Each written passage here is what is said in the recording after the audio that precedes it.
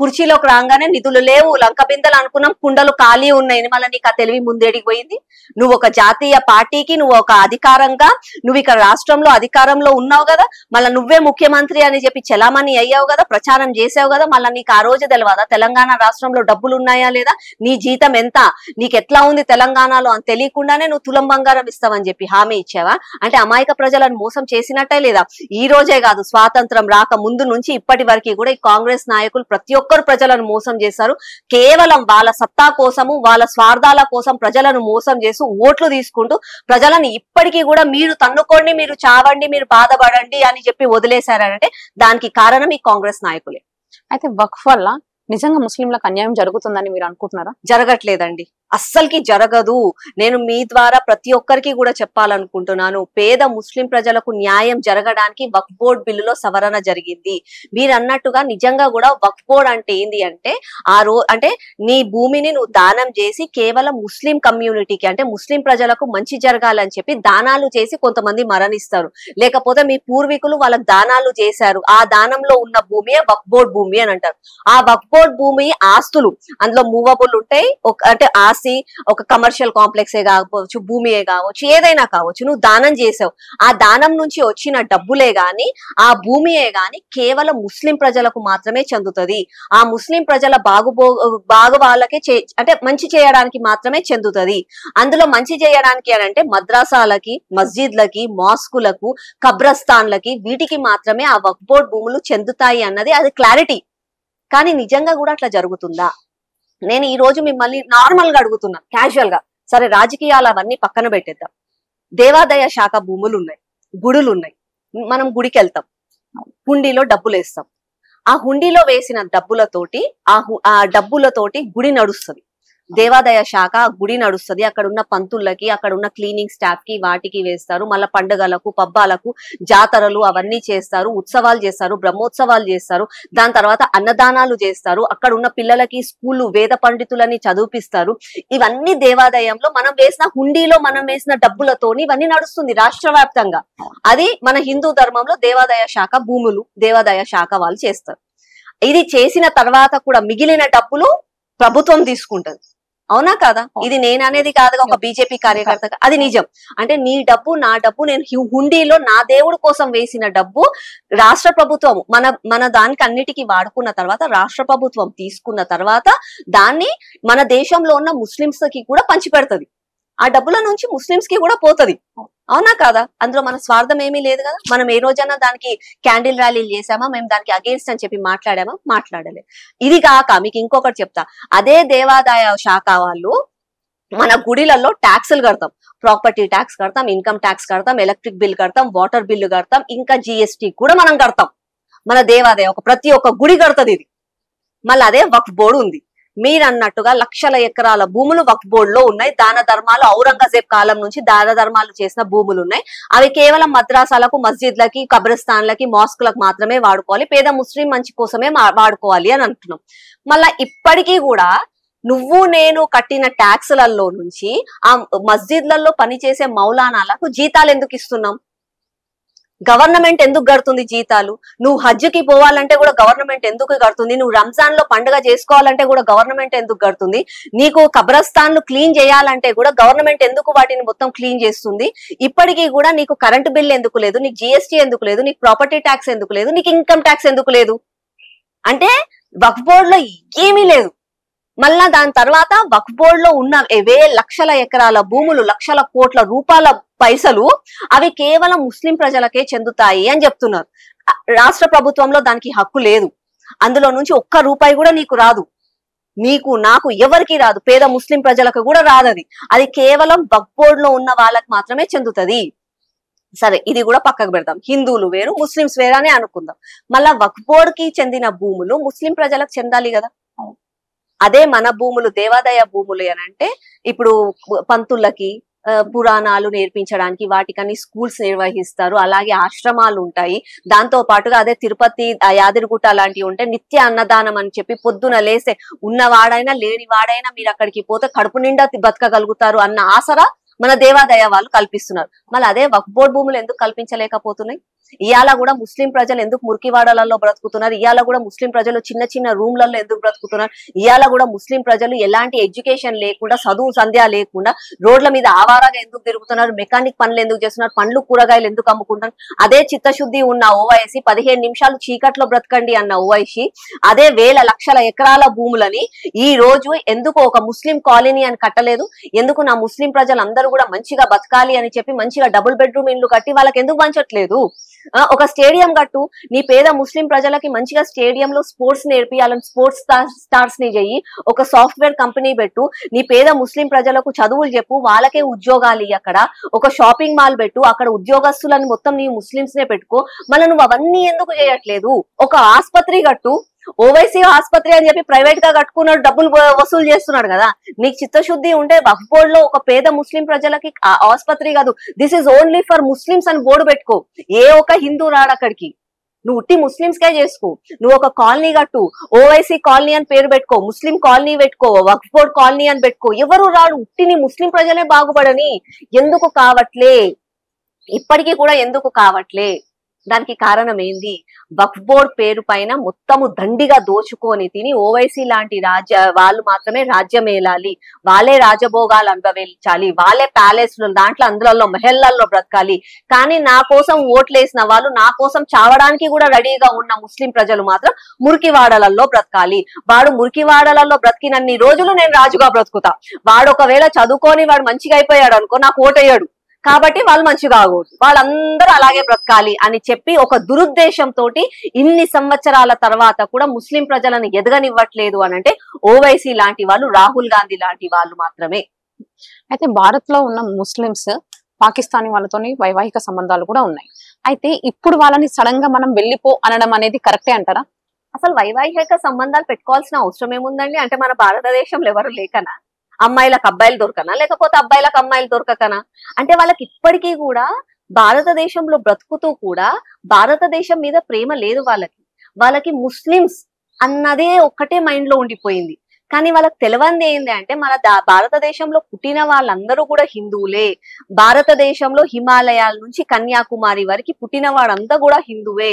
వాడందరూ సరే నువ్వు నమ్మే దేవుడు వేరు, నువ్వు పాటించే ధర్మం వేరేమో, కానీ నువ్వు హిందువే, హిందుస్థాన్ లో పుట్టినో, యు ఆర్ అ హిందూ అన్న క్లారిటీ లేకుండా ముస్లిం, ఎక్కడో పాలిస్తానీలో ముస్లింలు చనిపోతే మాత్రం జై పాలిస్తాన్ అని అంటారు. అదే పక్కన ఉన్న బంగ్లాదేశ్, అదే మన భారతదేశంలో హిందువులు చచ్చిపోతే మాత్రం మాట్లాడరు. ఎందుకు ఆ క్లారిటీ?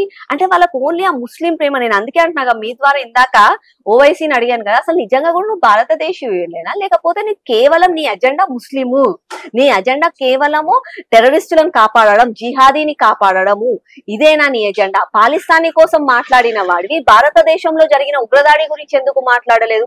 అదే ప్రియాంక గాంధీ పాలిస్తానీలో దాడి జరిగితే పాలిస్తానీ బ్యాగ్ వేసుకొని తిరిగింది పార్లమెంట్ లో. మళ్ళీ అదే మనం భారతదేశంలో చనిపోయారు కదా, మరి ఎందుకు నువ్వు ఎక్కడ మాట్లాడట్లేదు? మాట్లాడింది, నేను ఖండిస్తున్నాను, జరిగింది దురదృష్టం, అంతేనా? అదే పాలిస్తానీ కోసమేమో రోడ్లెక్కి మాట్లాడారు, ధర్నాలు చేశారు. మళ్ళీ అదే మన దేశంలో దేశీస్తులను చనిపోతే మాత్రం ఎవడు మాట్లాడట్లేదు. అయితే అప్పట్లో మనకు ప్రపంచం ఒప్పందం పెట్టుకున్నారు కదా మేడం, ప్రపంచంలో ఒప్పందం పెట్టుకున్నప్పుడు సింధు జలాల విషయంలో నెహ్రూ తీసుకున్న నిర్ణయం అప్పుడు కరెక్టేనా? రాంగ్. అది యాక్చువల్ గా దాని వల్ల మన భారతదేశానికి భారం ఎక్కువ. ఆ రోజు కూడా అది క్లారిటీగా ఉంది. కానీ అయినా కూడా ఆ రోజు నెహ్రూ గారు ఏదో కేవలం ఒక సెక్యులరిజం అన్న పేరు మీద దేశంలో చైనా ముందు, బ్రిటన్ ముందు, అమెరికా ముందు ఏదో నేను గొప్ప పని చేసేస్తున్నాను, నా హృదయం ఇంత పెద్ద హృదయం నాది, నా దేశాన్ని విభజించినా కూడా నేను ఆ దేశానికి నేను న్యాయం చేస్తున్నాను, ఏదో పెద్ద హీరో అయిపోద్దామని చేశారే గాని నిజంగా కూడా ఇండస్ వ్యాలీ ట్రీటీ ఆ రోజు కూడా తప్పు, అది ఇప్పటికీ కూడా తప్పు, ఇప్పటికీ కూడా మన భారతదేశానికి అది భారమే. అయితే వక్ఫ్ చాలా కాలంగా అసలు వివాదాస్పదంగానే మారింది. అసలుకి దాని కారణం ఎవరు, దాని వెనకాల ఉన్నారు ఎవరు? అసలు జవహర్లాల్ నెహ్రూ. ఓపెన్ గా చెప్తున్నాను, జవహర్లాల్ నెహ్రూ తప్పది. నిజంగా కూడా ఆయన మన చాచా నెహ్రూ అని అంటాడు, కానీ ఏ ఒక్క చాచా కూడా మన భారతదేశాలకు ఇట్లాంటి అన్యాయాలు చేయరు, కానీ అతను చేశాడు. వక్ఫ్ బోర్డ్ అన్నది ప్రతి ఒక్క దేశంలో, ముస్లిం దేశాలలో కూడా వక్ఫ్ బోర్డ్ ఉంది. అసలు వక్ఫ్ బోర్డ్ ఉండడానికి కారణం ఏంటంటే వాళ్ళు ఇస్లాంలో వాళ్ళు దాన ధర్మాల గురించి ఎక్కువగా నమ్ముతారు. అంటే దాన ధర్మాలు చేసిన వాడికి వాళ్ళ దేవుడు వాళ్ళకి మంచిగా చూస్తారు అని చెప్పి వాళ్ళు నమ్ముతారు. కాబట్టి బ్రతుకున్నన్ని రోజులు అంటే నువ్వు దాన ధర్మాలు చేయగలుగుతావు, చనిపోయిన తర్వాత నువ్వు దానం చేయలేవు. కాబట్టి నువ్వేం చేస్తావంటే నీ భూమిని వక్ఫ్ బోర్డుకి ఇస్తారు. దాంతో పాటుగా ముస్లింలో ఇంకా ఇస్లామీలో కొంత ఆ మహిళలకు అంత గౌరవము, అంత మనలో ఉన్నంత స్వాతంత్రం మహిళలకు వాళ్ళ దాంట్లో ఉండదు. అయితే ఒకవేళ ఒక తండ్రికి 4 ఆడపిల్లలే ఉన్నారు, అయితే ఆ తండ్రి తన ఆస్తిని ఆడపిల్లలకు ఇవ్వడు, ఆడపిల్లలకు చెందొద్దు అని చెప్పి ఆడపిల్లలకి ఇస్తే వెళ్ళిపోతది, నా పుణ్యం నాకు రాదు అని చెప్పి వాళ్ళు ఏం చేస్తారంటే ఆ పెళ్లిళ్ళు అయిపోయిన తర్వాత ఆయన మరణించే ముందే నేను మరణించిన తర్వాత నా ఆస్తి వక్ఫ్ బోర్డుకి చెందుతుంది అని చెప్పి రాసిపోతారు వాళ్ళు. అట్లాంటి ఆస్తిని అక్కడ ఉన్న దేశంలో పేద ముస్లిం ప్రజలకు, వితంతువులకు, అనాథలకు వాటిల మంచి బాగు కోసం అని చెప్పి, వాళ్ళకి విద్య కోసం అని చెప్పి, వైద్యం కోసం అని చెప్పి వాడుకోవాలి అని చెప్పి వక్ఫ్ బోర్డులో చట్టం, వాళ్ళ దాంట్లో వక్ఫ్ బోర్డులు అంటే అది. కానీ మన దేశంలో అట్లా కాదు. మన నెహ్రూ ఏం చేశాడు, సెక్యులరిజం పేరు మీద ఓట్ల కోసం అని చెప్పి నా తర్వాత నా బిడ్డ కావాలి, నా మనవాడు కావాలి, నా కొడుకు కావాలి అని చెప్పి ఆశతోటి ఆయన ఏం చేశాడంటే వక్ఫ్ బోర్డ్ అని చెప్పి ఒక కొత్తగా చట్టం పెట్టాడనమాట. వక్ఫ్ బోర్డ్ అంటే ఏంటి అంటే నీకు డాక్యుమెంట్స్ ఉన్నా లేకున్నా సరే, నువ్వు చెప్పినా అంటే నీవు చూయించగలిగినా లేకున్నా సరే, నీ దగ్గర పేపర్లు ఉన్నా లేకున్నా సరే, ఈ భూమి నాది అని అంటే తీసేసుకోండి, అదేదో పెద్ద ఆయన అయ్య సొత్తు అన్నట్టు మీరు తీసేసుకోండి అని చెప్పి ఇచ్చేస్తాడు. ఈ రోజు మనం ఇక్కడ కూర్చున్నాం, రేపు ఎవరో వచ్చి ఈ భూమి వక్ఫ్ బోర్డుకి చెందినది, ఇది మా తాత ఇక్కడ నీళ్లు తాగాడు, ఇక్కడ మాకు బావి ఉండేది అని చెప్తాడు. ఓరల్ గా నోటితో చెప్తే ఇది వక్ఫ్ బోర్డుకి అయిపోతుంది, నేను ఇల్లు కాల్ చేసి వెళ్ళిపోవాలి. నేను వెళ్ళి అట్లెట్లా అవుతుందండి, మీ తాత ఇక్కడ ఉన్నట్టు నీ దగ్గర ఏమైనా రుజువు ఉందా నేను అడగొద్దు. నేను నా భారతదేశంలో పుట్టిన, నా భారతదేశంలో ఉంటూ నా కాన్స్టిట్యుయెన్సీకి తగ్గట్టుగా నేను కనీసం కోర్టు మెట్లు కూడా ఎక్కలేను. అదెక్కడ న్యాయం? అంటే కేవలం నేను హిందువనా?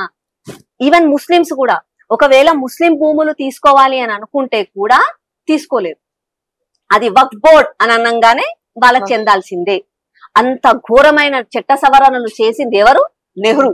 నెహ్రూ తర్వాత ప్రధానమంత్రి పివి నరసింహారావు, తర్వాత మన్మోహన్ సింగ్. వీళ్ళు ఒకరి తర్వాత ఒకరు కేవలం ముస్లిం ఓట్ల కోసం అని చెప్పి వాళ్లకు న్యాయం చేసుకుంటూ పోయారే కానీ ఆ ముస్లిం ఓట్ల కోసం అని న్యాయం చేయాలని అనుకుంటే అందులో కూడా నిజంగా పేద ముస్లిం ప్రజలు ఇప్పటికీ కూడా బాధపడుతున్నారు. ఇప్పటికీ కూడా ఎన్నో వేల కేసులు కోర్టుల చుట్టూ తిరుగుతున్నాయి. ఆ భూమి మాది అని చెప్పి ముస్లిం ప్రజలు కూడా చెప్తుంటే కూడా ఇది వక్ఫ్ బోర్డుకి చెందింది అని అంట. సరే బాయ్, నువ్వు దొంగతనం చేస్తున్నావో ఏం చేస్తున్నావో, వక్ఫ్ బోర్డుల లక్షల ఎకరాల భూములు ఉన్నాయని ఇప్పటికి అనుకుందాం. మళ్ళీ ఆ భూములను నువ్వు ఎందుకు కూడా ఇప్పటికీ వాడుకోవట్లేదు, ఇప్పటికీ కూడా ముస్లిం ప్రజలకు ఎందుకు ఇవ్వట్లేదు? మేము అవే అడుగుతున్నాం. ఓవైసీ 15 నిమిషాలు చీకట్లో బ్రతుకుదామని ముస్లిం ప్రజలకు చెప్తే పాపం ఆ ముస్లిం ప్రజలు అందరి ఇళ్లలో లైట్లు బంద్ చేసుకొని రోడ్ల మీద కూర్చున్నారు. మళ్ళీ అదే ముస్లిం ప్రజలు నోరు తెరిచి ఓవైసీ ఈ చట్ట సవరణ వల్ల నీకేం నష్టం జరుగుతుంది, మనకేం నష్టం జరుగుతుంది ముస్లింలకి అని అడగలేకపోతున్నారు. ఎందుకు అడుగుతలేరో నాకు అర్థం అవ్వట్లేదు. ఇప్పటికీ కూడా వాళ్ళకి ఏంది, హిందువులు అంటే కోపం, బీజేపీ అంటే కోపం. బీజేపీ అధికారంలోకి వస్తే మిమ్మల్ని బ్రతకనియ్యరు అని చెప్తారు వాళ్ళు. బ్రతకనియ్యరు, మిమ్మల్ని తరిమేస్తారు. బీజేపీకి అధికారంలోకి వచ్చి ఇప్పటికీ దాదాపుగా 12 నెలలు అవుతుంది, 12 సంవత్సరాలు అవుతుంది. మళ్ళీ ఎక్కడ తరిమాం మేము? వాళ్ళు ఏమన్నా ముస్లింస్ ఏమన్నా ఎక్కడి నుంచి భారతదేశంలో నుంచి తరిమి కొట్టేశారు ఎవరన్నా? బీజేపీ గాని, నరేంద్ర మోదీ గాని, కేంద్ర ప్రభుత్వం గాని ఏం తరమలేదే. వాళ్ళు రంజాన్ పండుగలు చేసుకుంటున్నారు, వాళ్ళు పొద్దున్న లేసి 5 సార్లు వాళ్ళు నమాజ్ చదువుకుంటున్నారు. ప్రతి ఒక్క మాస్కుల మీద, మస్జిద్ల మీద ఇప్పటికీ కూడా పెద్ద పెద్ద స్పీకర్లు పెట్టుకుంటున్నారు. ఆ స్పీకర్లు కూడా తీయలేదు కనీసం బీజేపీ ప్రభుత్వం వచ్చి. ఏం చేసింది బీజేపీ ప్రభుత్వం? ఏమీ చేయలేదు. వాళ్ళు మంచిగా ఉన్నారు, మనం మంచిగా ఉన్నాం. కానీ కొంతమంది మాత్రమే నాయకులు ఎవరైతే స్వార్థం కోసం మాట్లాడతారో, ఈ ఓవైసీ ఎంఐఎం లీడర్లు, మమతా బెనర్జీ లాంటి వాళ్ళు, వీళ్ళు మాత్రమే అన్యాయం చేస్తున్నారు. ఆ అన్యాయం చేస్తున్నాము, మాకు ఓట్లు వస్తున్నాయని ఆలోచిస్తున్నారు, ఓట్లు వేస్తున్నాం మేమని చెప్పి ముస్లిం ప్రజలు ఆలోచిస్తున్నారు. కానీ రేపు వాళ్ళు కూడా ఆలోచించాలి. ఒకటి నేను చెప్తున్నారు, మొన్న పెహల్గాం లో జరిగిన దాడికి ఉగ్రవాదులు వచ్చి గన్ను పట్టుకొని వచ్చి పాయింట్ బ్లాంక్ లో నువ్వు హిందువా కాదా అని చెప్పి నీ ప్యాంట్ ఇప్పి నేను చంపారు. అదే వాడు బాంబు పెట్టాడు అనుకో, ఆ బాంబు కడిగే అంత సమయం ఉంటదా? ఆ బాంబు పేలుతుంది. ఆ బాంబు పేలినప్పుడు అందులో పేద అమాయక ముస్లిం ప్రజలు కూడా ఉంటారు, క్రిస్టియన్లు ఉంటారు, సిక్కులు ఉంటారు, జైన్లు ఉంటారు, పార్సీలు ఉంటారు, బుద్ధిస్టులు ఉంటారు, మనం కూడా ఉంటాం, అందరూ ఉంటారు. ఆ బాంబుకి తెలియదు పేలే ముందు. కాబట్టి అది వాళ్ళు కూడా ఆలోచించుకోవాలి, ముస్లిం ప్రజలు కూడా. రేపు నా దేశంలో ఎక్కడన్నా ఉగ్రదాడి జరిగింది, ఏదన్నా ట్రైన్ లోనో ఎక్కడో ఏదో ఒకటి బాంబ్ బ్లాస్ట్ అయ్యింది అని అనుకో, ఆ బాంబ్ బ్లాస్ట్ అయ్యే ముందే అరే భయ్ నువ్వు హిందూ కాదు, నువ్వు పారిపో అని చెప్పి ఆ బాంబ్ అరవదు. ఆ బాంబు వేలుతుంది, అందరం చేస్తాం. అది మేలుకోవాల్సింది మనందరం కలిసి మెలిసిగా ఇది మన దేశం, ఇది మన భారతదేశం, న్యాయం చట్టం ఒకటే, నువ్వు నేను చేతులు కలుపుకొని ముందుకు నడిస్తేనే మన దేశం బాగుపడుతుంది.